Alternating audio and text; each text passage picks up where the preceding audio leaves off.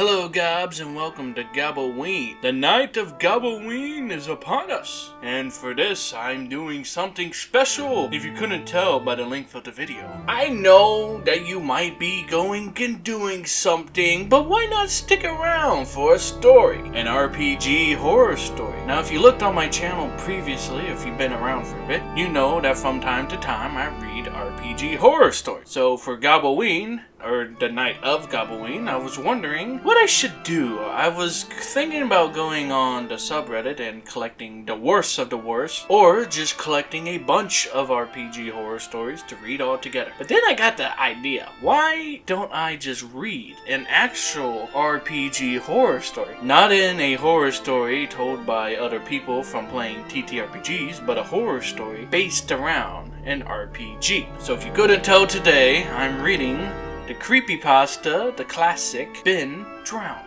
Now, this isn't going to be an analysis, this isn't a review. I'm not going to break it down piece by piece. I'm not going to judge how well it's written. I am just going to read it straight with everything. All 5 posts, I'm not reading the ARG. The original post, all made back in 2010, I'm going to read every single one of these. Before we begin, I need to set the scene. This dinky old cave isn't enough. So let's go ahead and move to our storytelling location.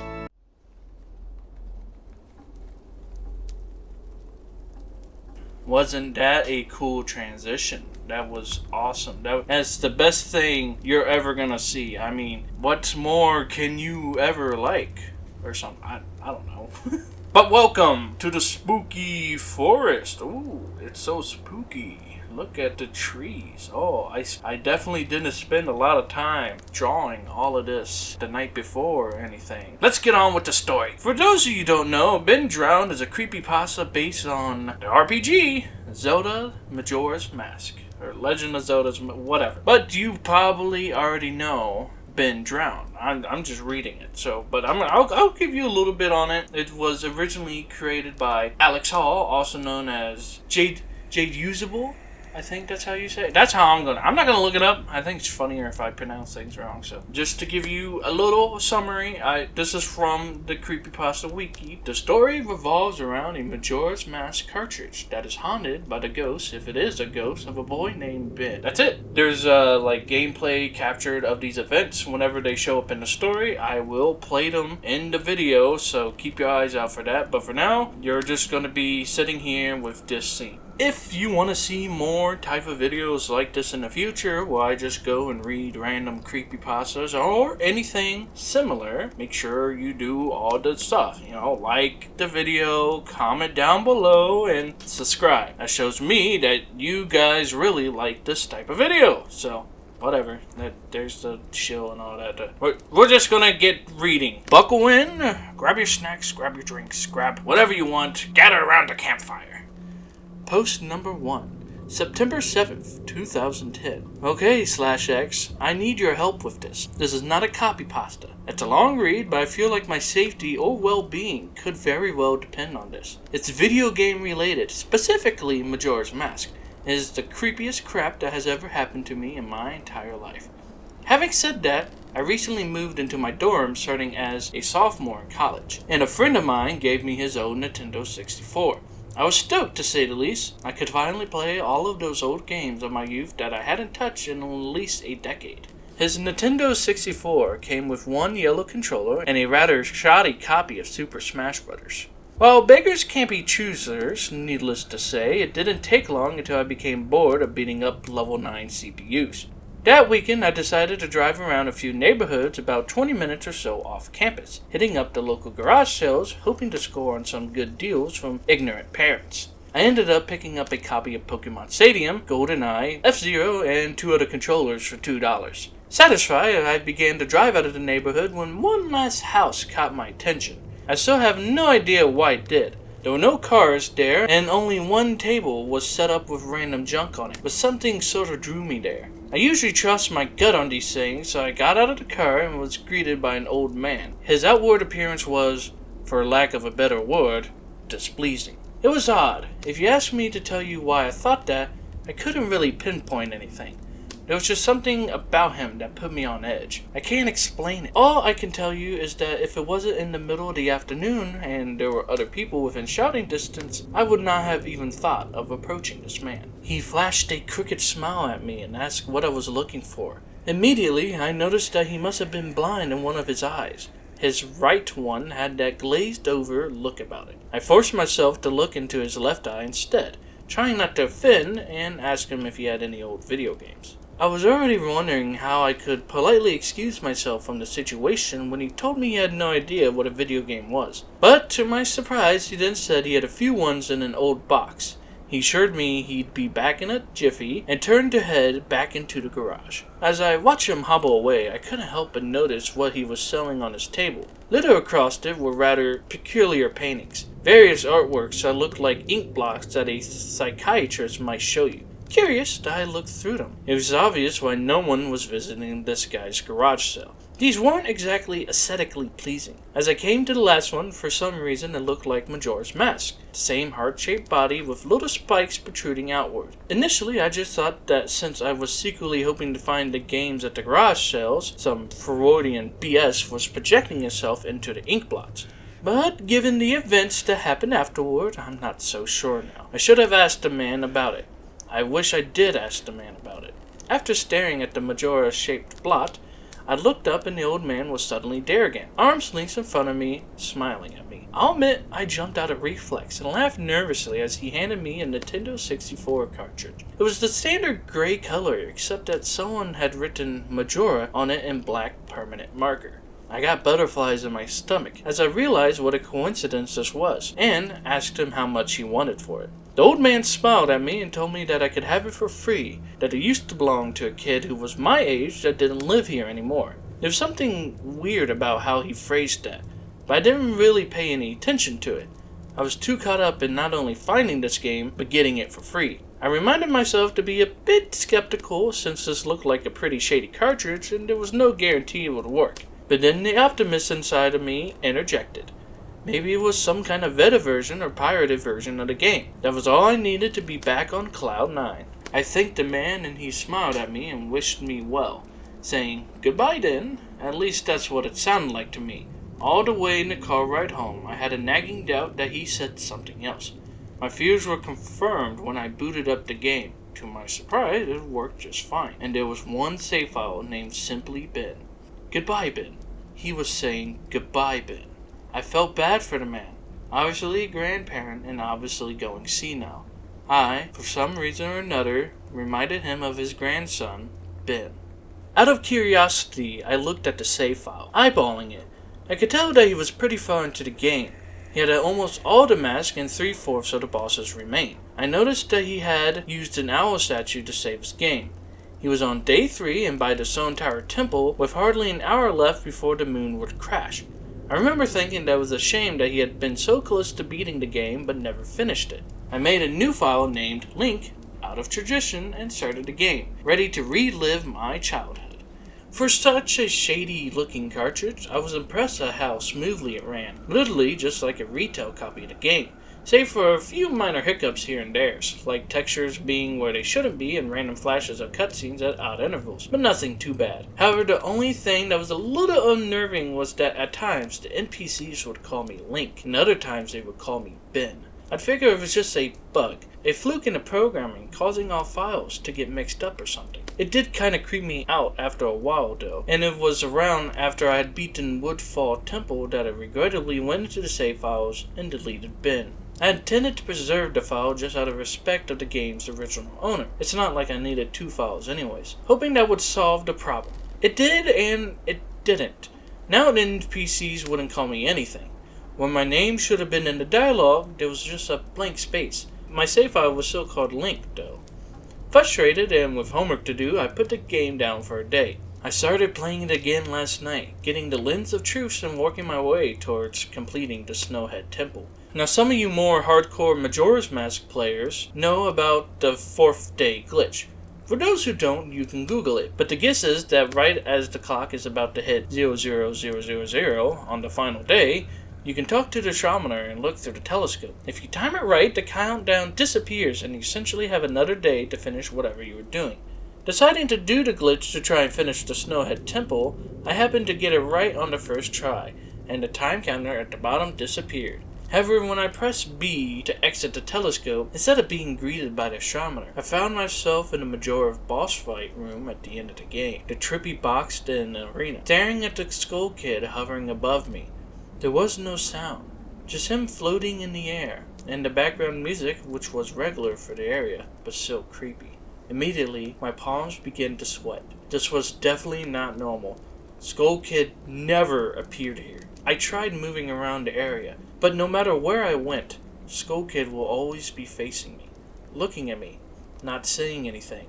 Nothing would happen though, and this kept up for about 60 seconds. I thought the game had bugged or something, but I was beginning to doubt that very much. I was about to reach for the reset button when text appeared on my screen. You're not sure why, but you apparently had a reservation.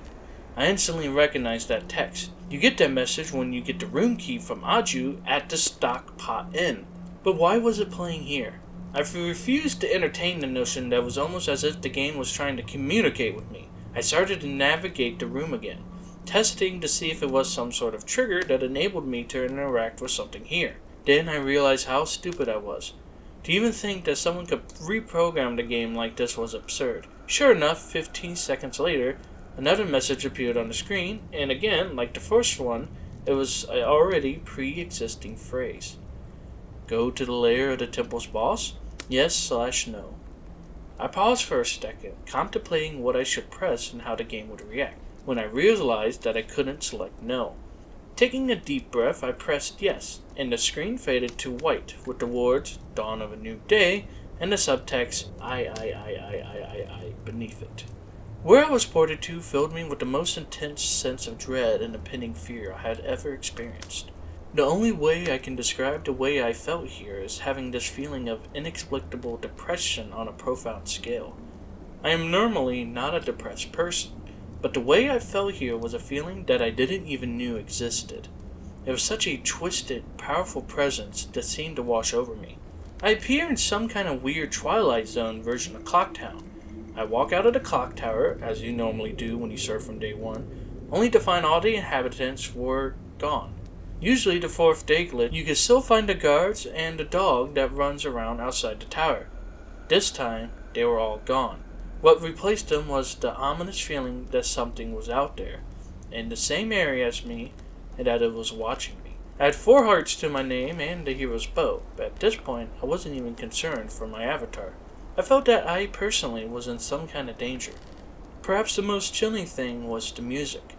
It was the Song of Healing, ripped straight from the game itself, but played in reverse. It got louder, building up as if you should expect something to pop out at you, but nothing ever did.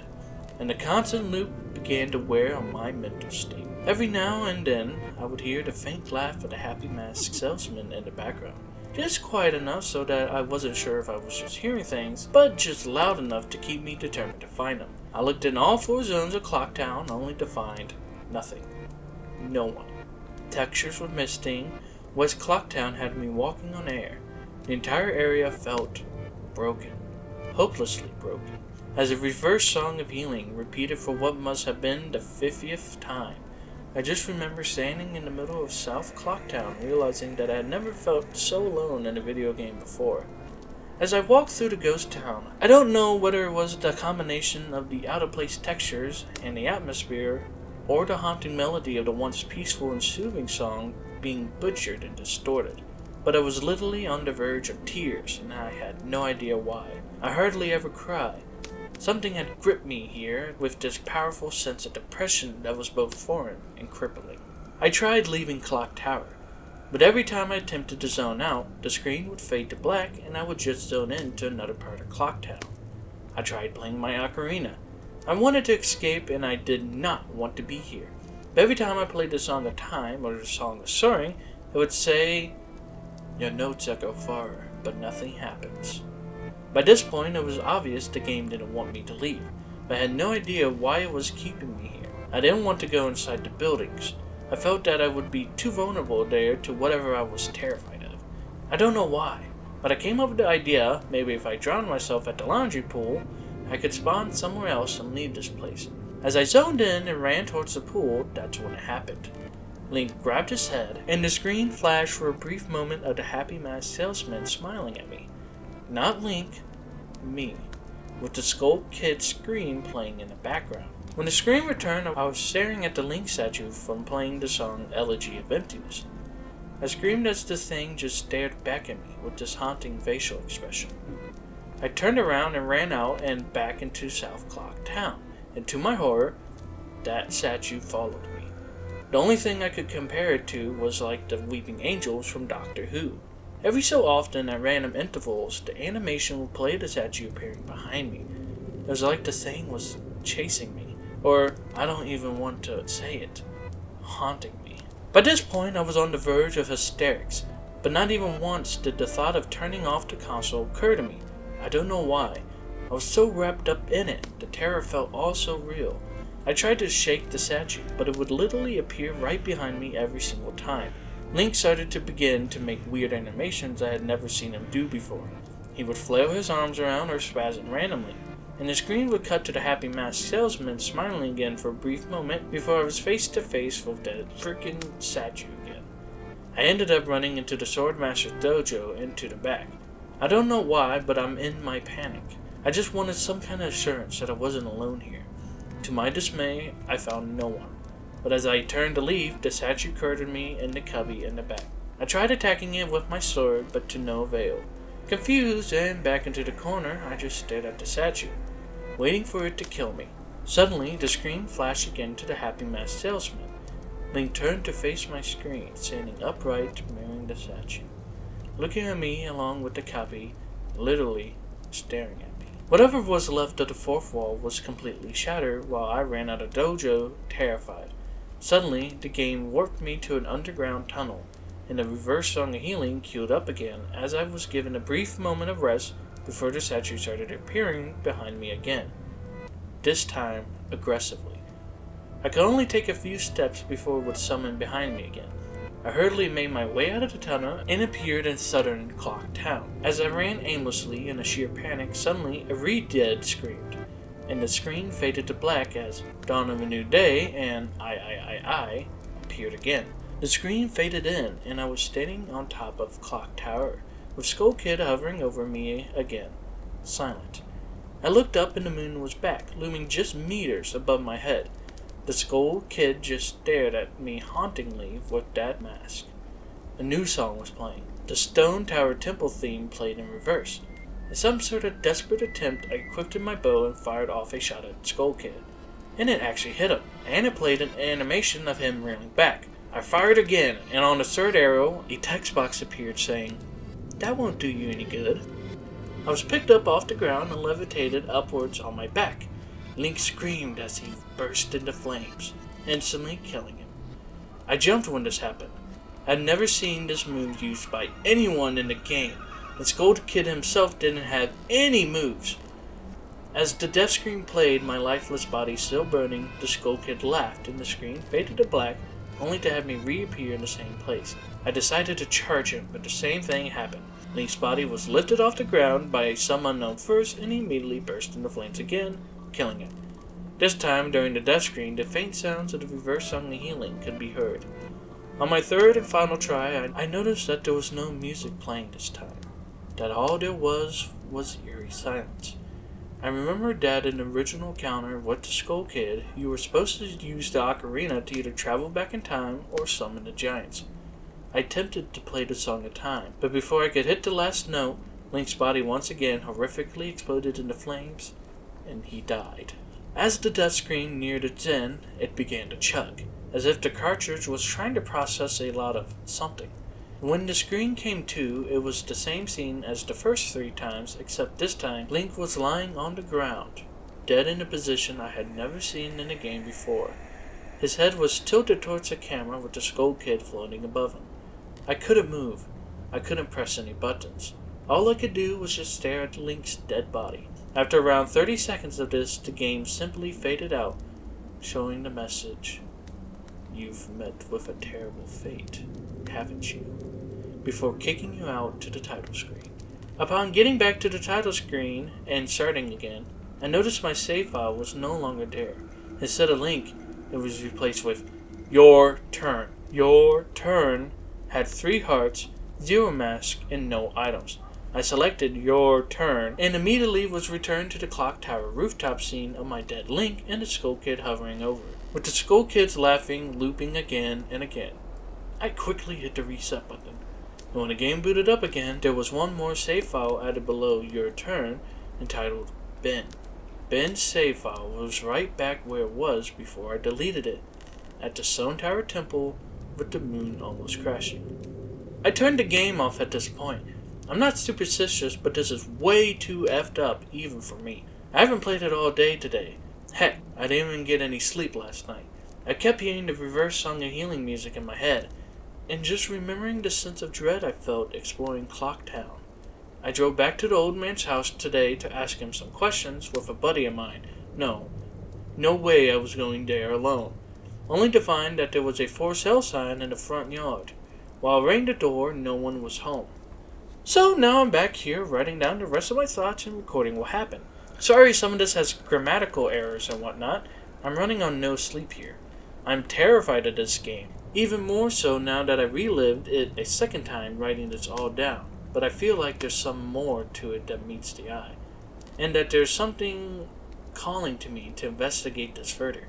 I think Ben is something in this equation, but I don't know what. And if I could get a hold on this old man, then I would be able to find some answers. I need another day or so to recuperate before tackling this game again. I feel like it's already taken a toll on my sanity. I'm going to record my footage all the way through. The idea to record only came to me towards the end, so you see the last few minutes of what I saw, including Skull Kid and the elegy statue, but it's on YouTube here.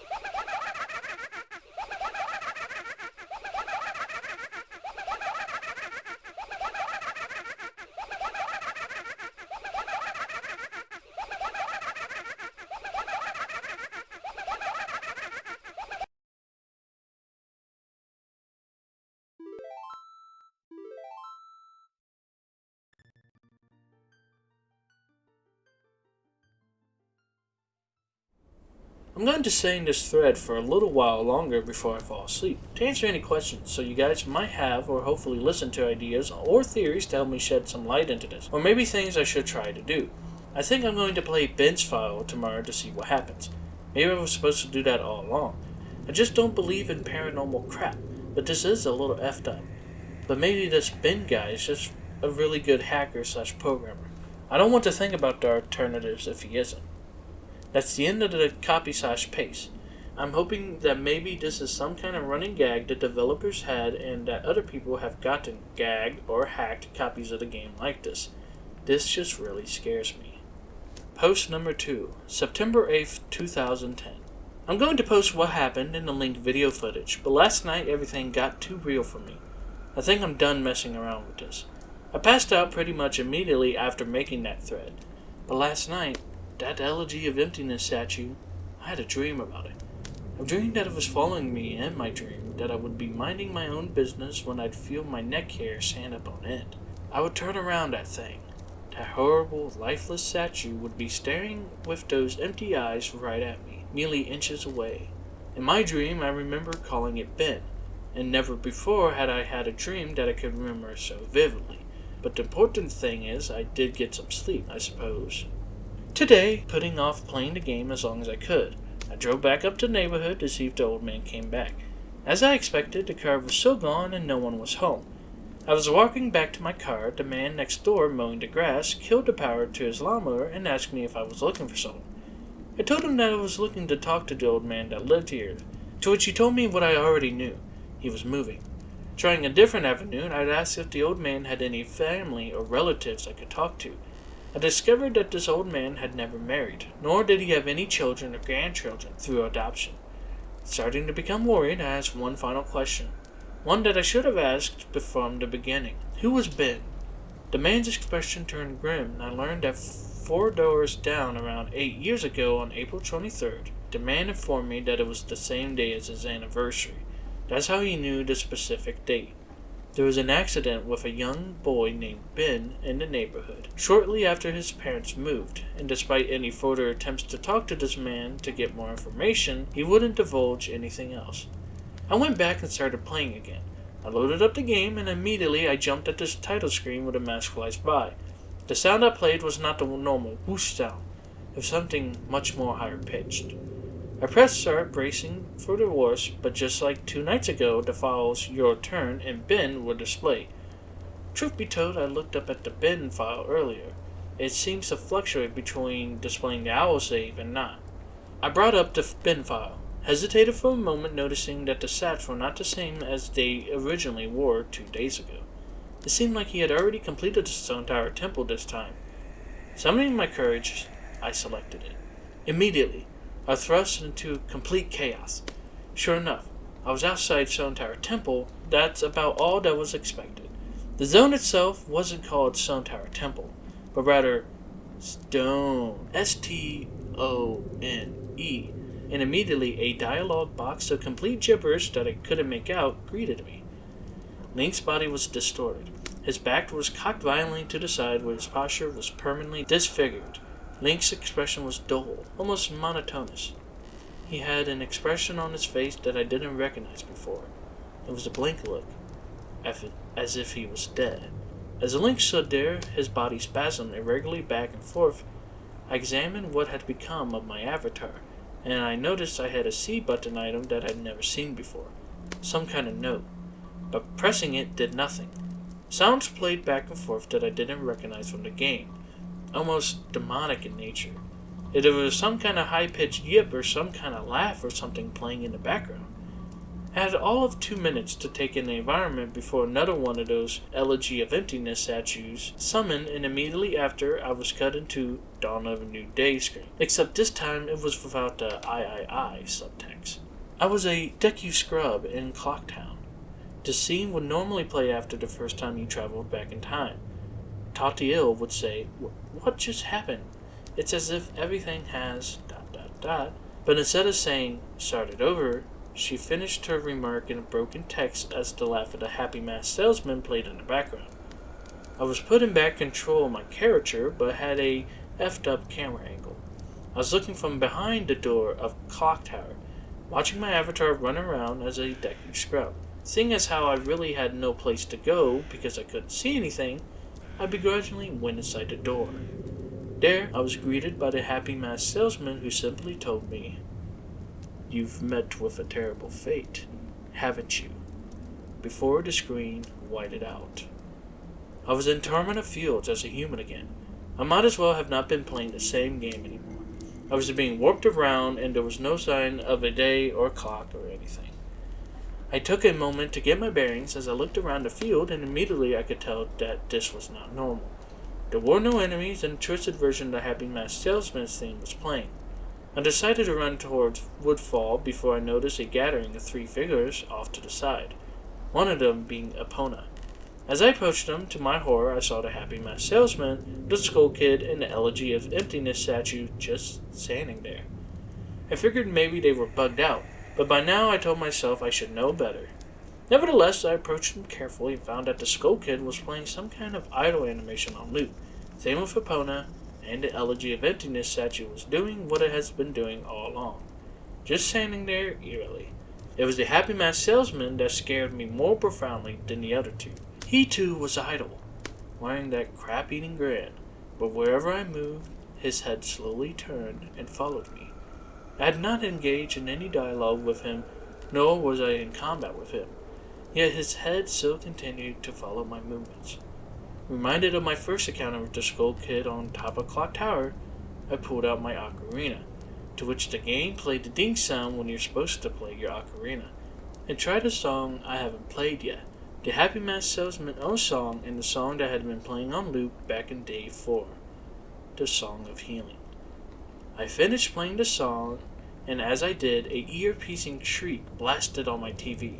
The sky immediately started flashing. The Happy Masked Salesman twisted the theme song, sped up, intensifying the fear inside me, and Link exploded into flames and died. The 3 figures stayed, lit upon my death screen as they watched my lifeless body burn. I can't describe to you how sudden and terrifying this transition from eerie to terror is. You're going to have to watch the video if you want to see firsthand. The same fear that caused me to lose sleep 2 days ago started to gripe me again as I was met with the text, You've met with a horrible fate, haven't you? For the third time. There has to be some kind of meaning behind it. I had little time to ponder as I was immediately given another small cutscene of transforming into a Zora, and now I found myself in Great Temple Bay. Hesitant but curious to see what the game had in store for me, I slowly made my way towards the beach where I found Epona. I wondered why the game had decided to put her here. Was the game implying she was trying to get a drink? Unable to take the mask off, I decided that writing the seed wasn't the reason she was placed there. Suddenly, I realized that Epona kept neighing, and the way she had angled made it look like she was trying to signal a point to me off in the distance. It was a hunch, but I dove into Great Bay and started swimming. Sure enough, I almost missed it. I found something at the bottom of the ocean. One last elegy of emptiness statue. I went down to examine it, and suddenly my Zora started doing a choking animation I had never seen a Zora do before, which didn't even make sense because Zoras can breathe underwater. Regardless, my character choked to death and died, and again the statue was the only thing that was highlighted in my death. I didn't respawn this time. I was booted back to the main menu as if I had restarted a console.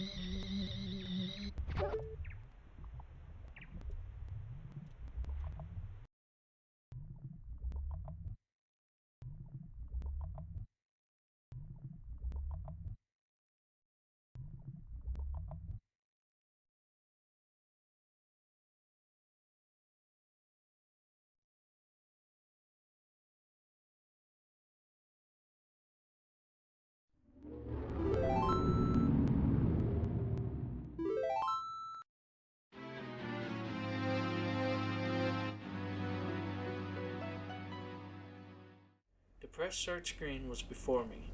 I knew the only reason why it would put me here is because the save files had changed again. Taking a deep breath, I pressed start. And I was right. The new save files told me about Ben. Now it made sense why the statue appeared when I tried to go to the laundry pool.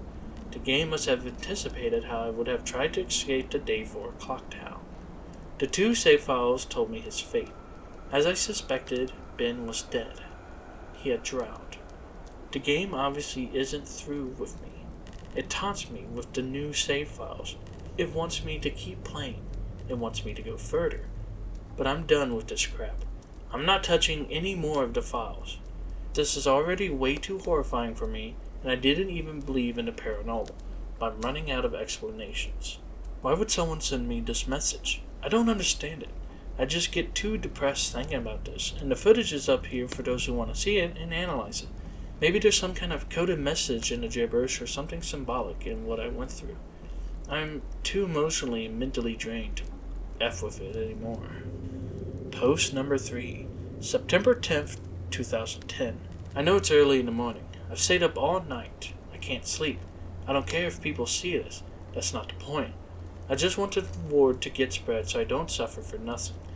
I've lost the will to type about this. The less I dwell on this, the better. I think the video just speaks for itself. I did what you guys told me to do. I played the Elegy of Emptiness song as the first prompt by the game I was given. But I think that's what the game, or Ben, I can't believe I'm even humoring the absurd idea that he exists in the game, wanted me to do. He's following me now. Not just in the game, he's in my dreams.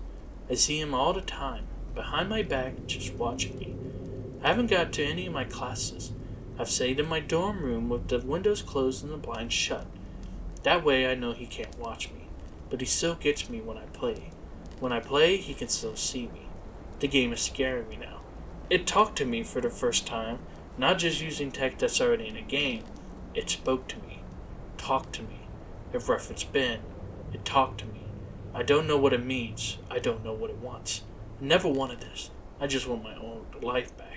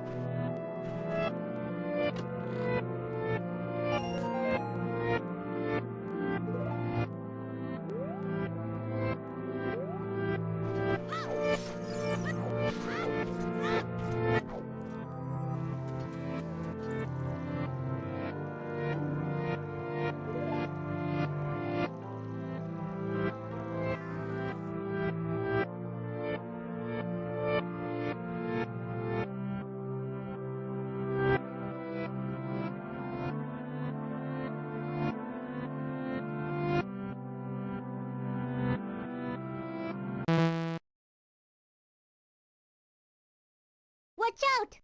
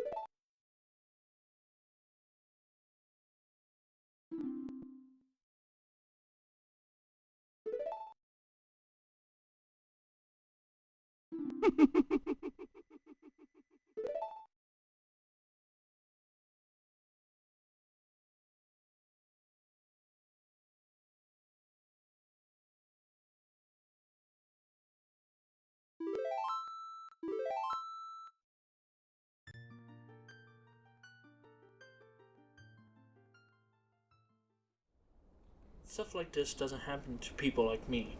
I'm just a kid, not even old enough to drink yet. It's not fair. I want to go home. I want to see my parents again. I'm so far away from home here at the school. I just want to hug my mom again. I just want to forget that statue's horrible blank face. My original game file is back, just the way I left it before it was gone. I don't want to play anymore. I feel like something bad will happen if I don't, but that's impossible. It's a video game. Haunted or not, it can't hurt me, right? Like seriously though, it can't, right? That's what I keep telling myself. But every time I think about it, I'm not so sure. Post number 4, September 12th, 2010.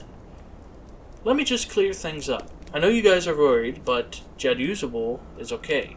He finished moving out today and he said he's going back home. He's just taking the semester off. I'm not really sure what happened. I have a vague idea you guys probably know more than I do. I'm Jed Usable's roommate, and obviously I knew something was wrong with him for a few days now. He stayed in his room all the time, fell out of contact with literally all his friends, and I'm pretty sure he hadn't been eating hardly anything. After the second day, I couldn't stay in there anymore, so I've been crashing at a buddy's place, only coming to my room to get stuff that I needed. I tried talking to him several times, but he would cut me off or keep the conversation brief when I asked him about his strange behavior. It's like he was convinced something was haunting him. Yesterday, I came to grab my philosophy book and he approached me, looking awful, like horrible bags under his eyes. He handed me a flashlight and gave me specific instructions. He told me that he needs me to do one last favor for him. He finally explained to me what has been going on, gave me the account info to his YouTube account, and told me he's getting away from here, that it lured him to play it again instead of trying to change things, and that he shouldn't have done that, and to upload the footage and inform people what happened. I told him that he could do it himself, and he got this wild look in his eyes and told me that he is never looking at that game again, and that's the last thing he said to me. He never even said bye when his parents came to pick him up. I never even got to meet his parents. Honestly, can't tell you what happened. When he spoke, it was kind of hard to understand him, and his effed up appearance really distracted me. On the flash drive, there was the footage of the game last night, a text document with his name and passwords for YouTube, and a third document called thetruth.txt containing what he told me were his notes that he had taken. He told me that this meant everything to him, that I follow his instructions exactly. Normally, I wouldn't be so to the letter for requests over an effing video game, but the way he spoke and the way he looked made me know this was really serious, and I'm going to honor that. I've had this video since yesterday, but had to have someone help me use Pinnacle. That's not really my forte. That after watching it, I had to go back through and look at his other videos on his YouTube account to realize what was going on. Even then, I'm really confused. The video I'm releasing tonight, thetruth.txt, will be released on September 15th, just like his requested. I haven't dared peek at it yet, so the first time I see will be the first time you see it out of respect for my friend. To answer your questions, no. I haven't tried calling him yet. I think I'll give him a call tomorrow to see if he's okay or not. He should have gotten back home by now.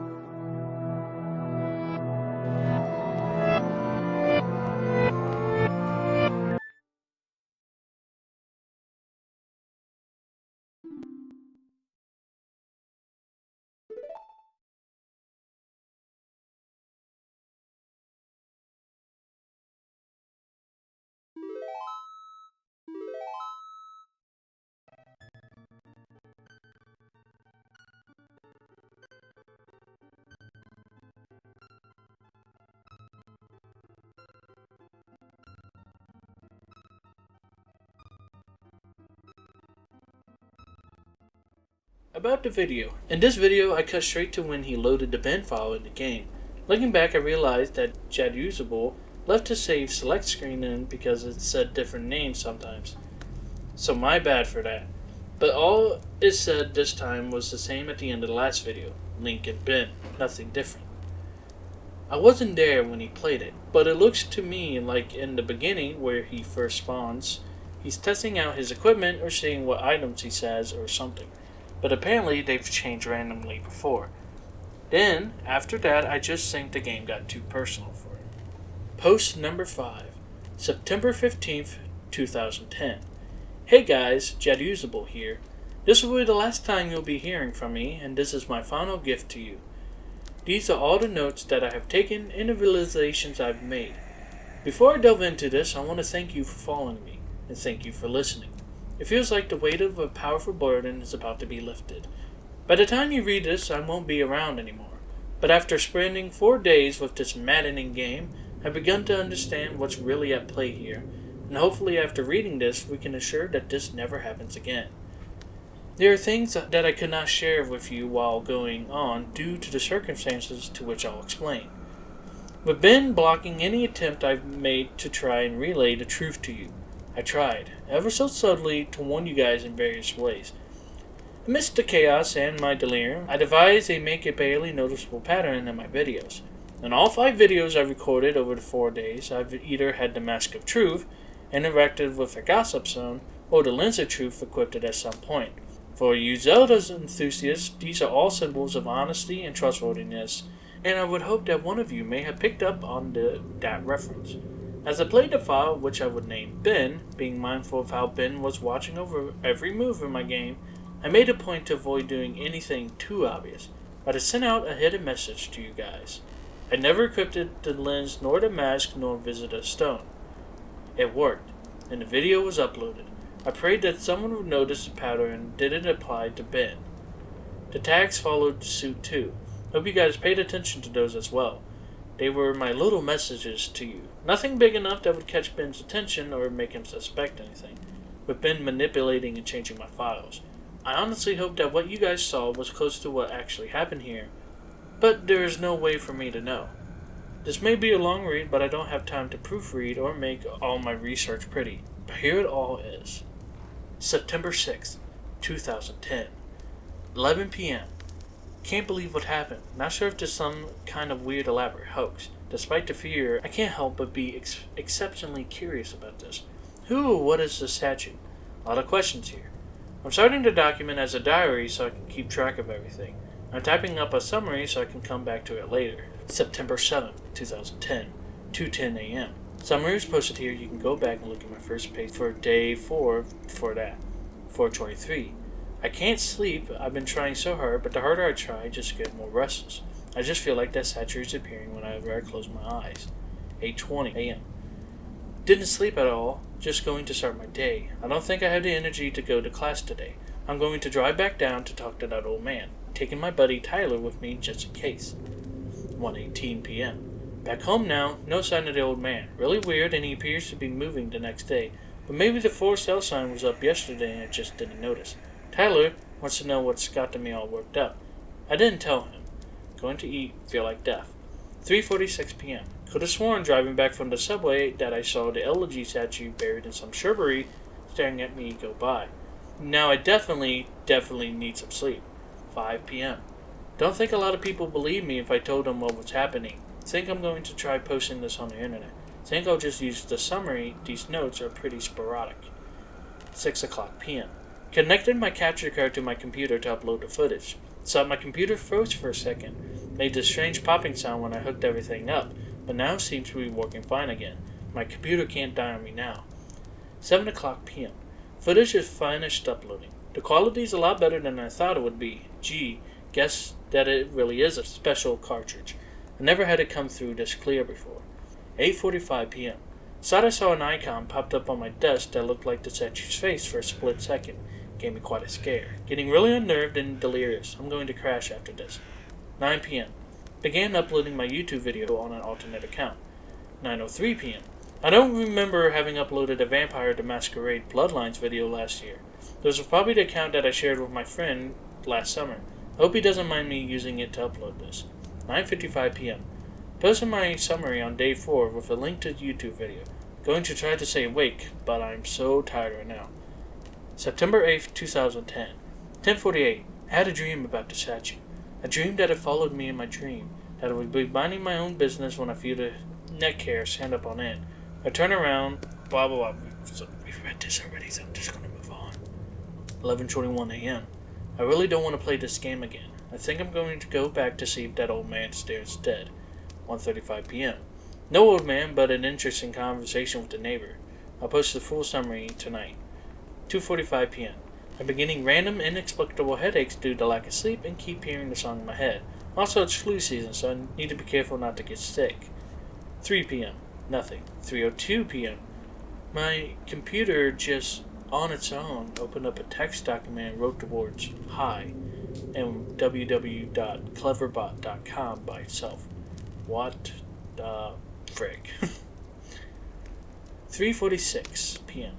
I went to the website. It's one of those bot chatting programs. I think it's best if I just let the conversation speak for itself. 9, 8, 10 conversation. User. Hello? Cleverbot. Hello. I'm just gonna go back and forth, but that's how it is. It's user, then the Cleverbot. Who's this and how are you able to control my computer? Who am I? Right, forgot. You're a bot. Do you really think that?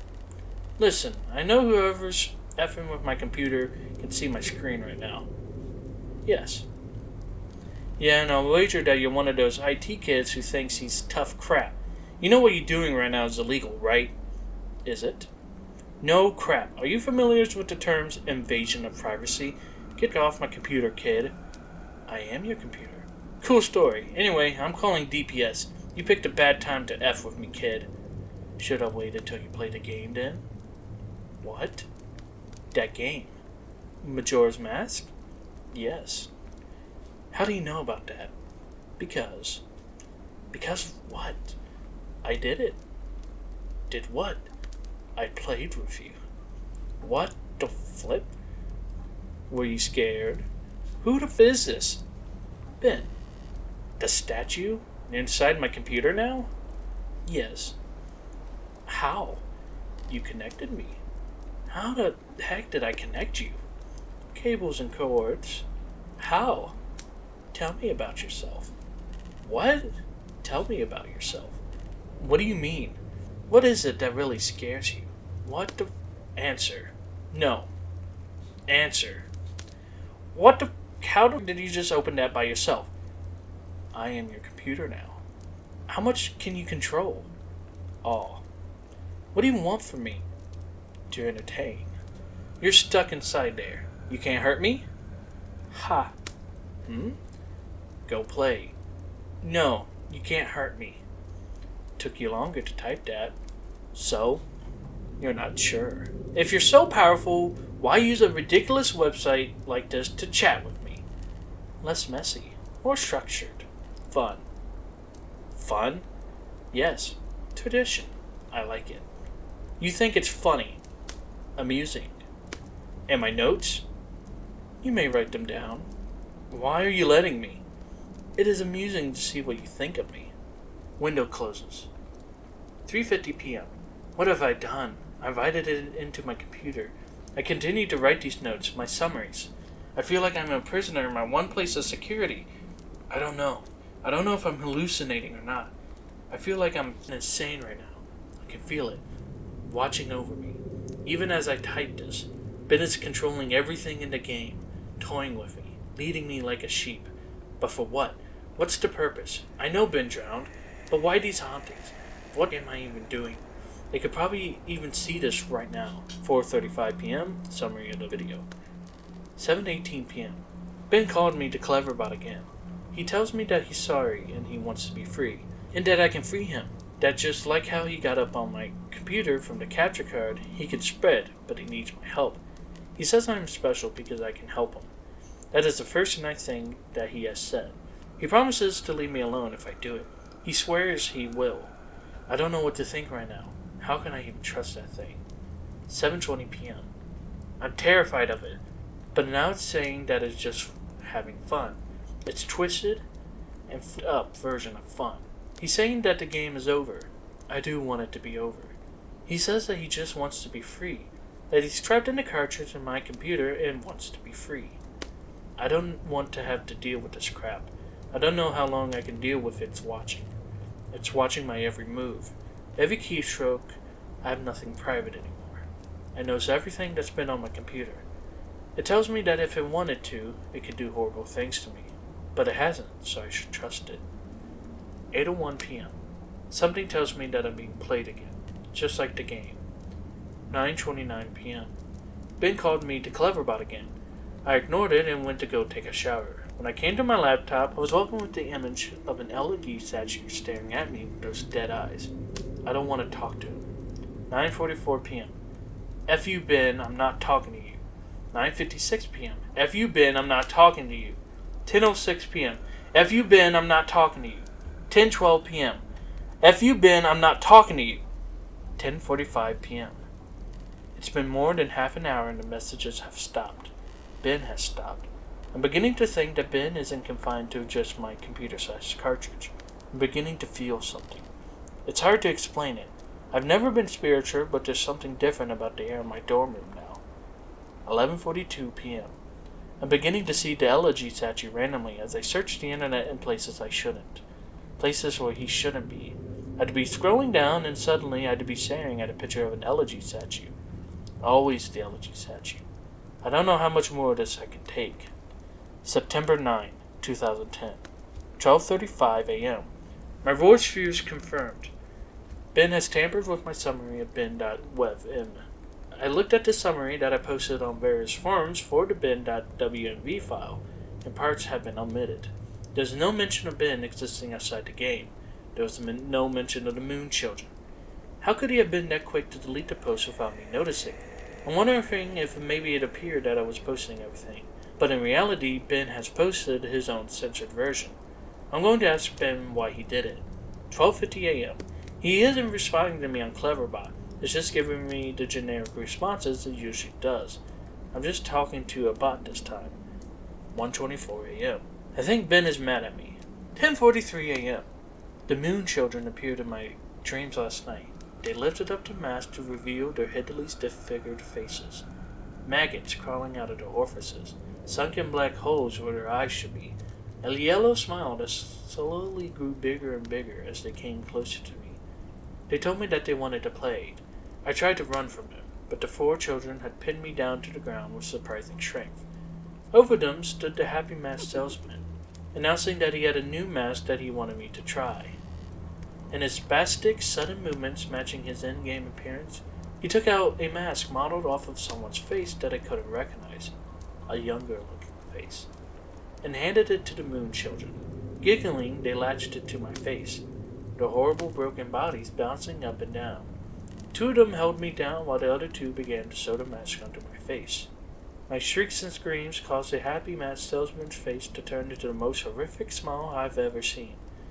He sporadically moved around, examining the procedure like a curious doctor and at an impossible movement.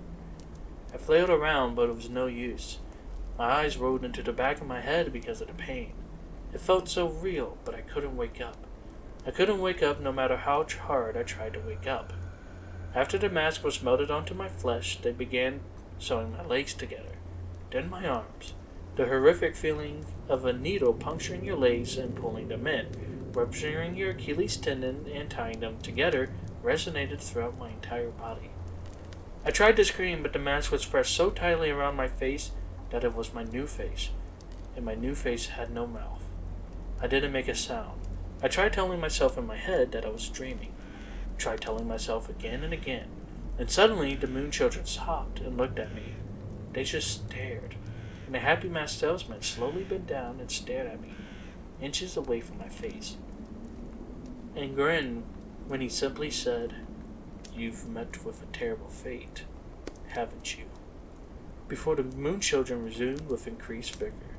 I couldn't wake up. I couldn't wake up. It wouldn't let me wake up until they had crafted me into another elegy statue. I woke up sweating, crying, and shaking uncontrollably. I immediately ran to my computer and went for Ben. 9910 Conversation 1. User. Answer me, Ben. Cleverbot. Welcome back. What is the point of doing this? Why? Amusing to see. How? Fun to play. Fun to toy with you. Make you feel safe. ...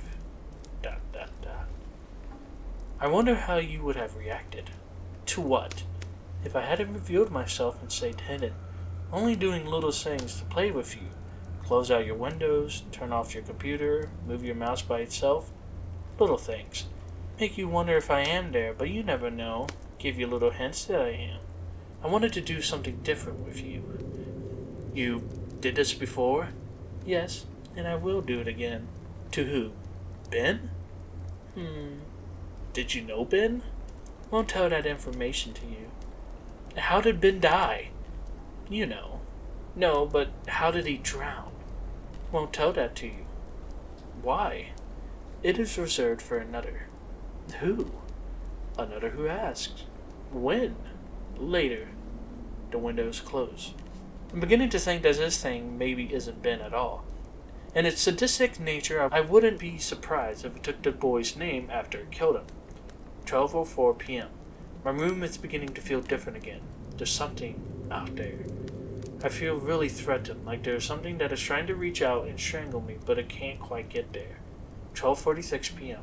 I think Ben doesn't want to play with me anymore. I'll play again. I'll play that game again, Ben. Can you see this? I'll play the game again. Please, just stop this. Please. 1:41 p.m. I'm going insane trying to decide what is real and what isn't. Is Ben just playing a trick on me, or is this for real? Is Ben generating these replies, or are people actually posting them? Did I just see the screen flicker, or was it my imagination? Imagine depending on the internet, and trusting your eyes for your entire life and then being blinded. You can't rely on it anymore. You second guess everything. For the brief moments, I am looking at my responses to the videos. People were pointing out things that looked faked or photoshopped or whatever. And there's literally no way for me to know if Ben changed something on purpose to try and shut me up. Or if maybe those replies were just constructed by Ben to try and discourage me from even reaching out. See, I get effing caught up in an infinite mind F loop like this, and this is what has been wearing on my sanity and pushing me to the edge. As I'm writing this, there's no way of even telling if anyone cares as much as I think they do. Just another effing trick. Does this whole document even exist? Am I writing nothing? 9910 Conversation 2. What is it? What's the point of playing? I die whenever I do anything. You die because you can't figure out the secret. What? Thematic. What the f are you talking about? The beauty in your suffering. The window closed. 4:09 p.m. Ben is making me play that game again. It tells me that it has something very important to show me. 6:23. Summary of the Drowned playthrough. 9:09. Summary of the Children playthrough. September 10, 2010. 11:58. The Drowned video playthrough was up when I woke up today. I remember typing it up, but I don't remember posting it. He censored it again. There's no mentioning of the old man. I have no voice anymore. I'm only posting what he wants me to. I am the mask he uses to disguise himself as he lies. 11:55 a.m. There's an entire video summary of a video that I don't remember doing. Reading through the summary, that sounds morbid, resembling my dream from 2 nights ago, except on a far more sadistic scale. These moon children, there's something more to them. Almost as if they're another entity from Ben. Something happened last night that I can't remember. I'm posting the first summary to the forums now. Shadow of my chair moved. 12 p.m. Ben won't let me visit YouTube. I can browse the rest of the sites, but he keeps on exiting the window when I go to YouTube. Why? 2:02 p.m. I'm feeling the air start to constrict.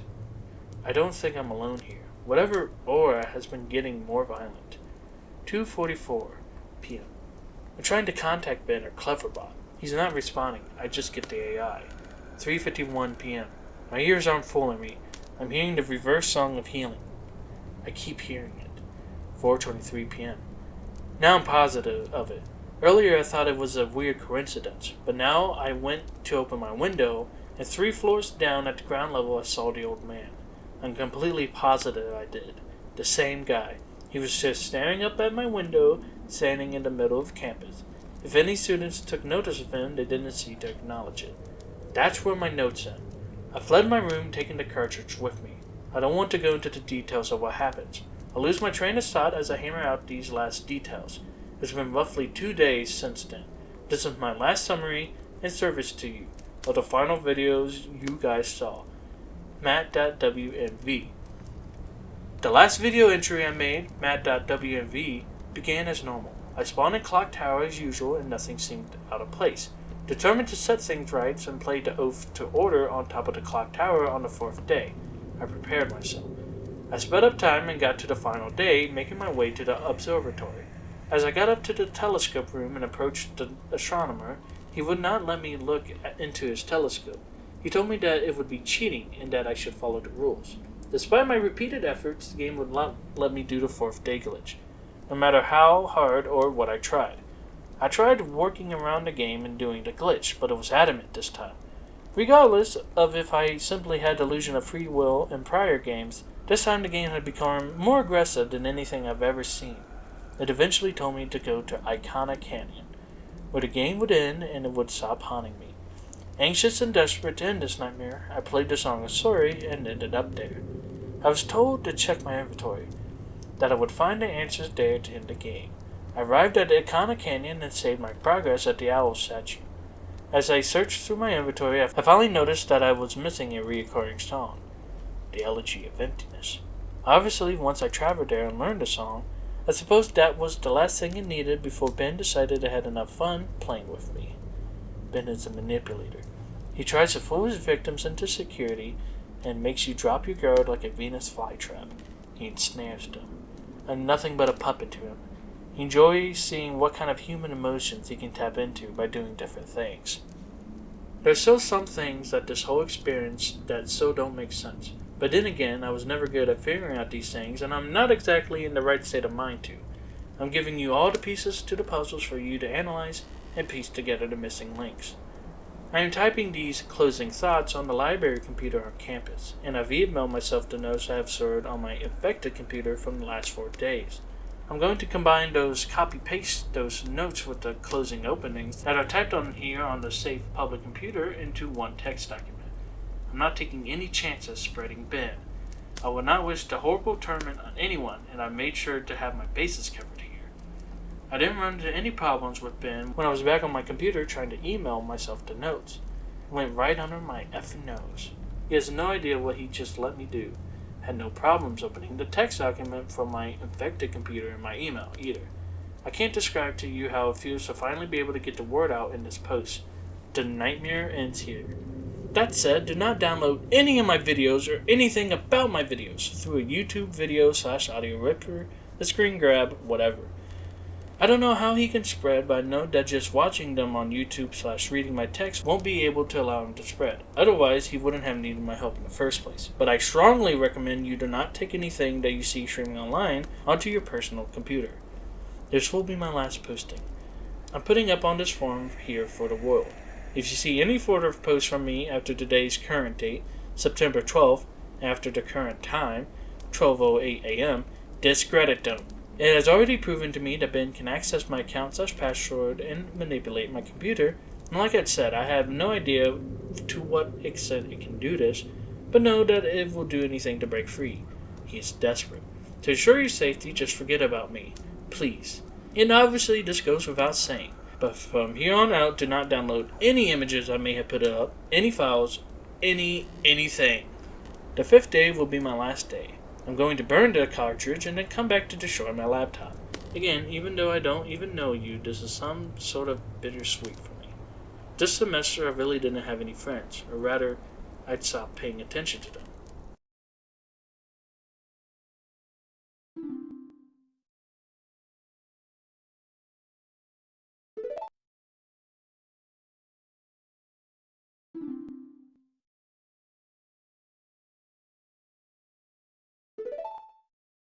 But I suppose that's partially to blame because I am the genius who picked to live in a single.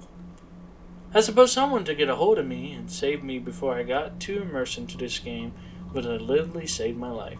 However, it proved too much for me. I'm just glad it happened to me and I could get the warning out so that Ben dies here. Lastly, thank you for taking the time to open this and open yourselves up to me to hearing my story, despite maybe not believing me. You didn't have to do that. Really, you shouldn't have. Your support this entire time has kept me going, and now I am finally free of this. Thanks again, Jadusable. And that's it.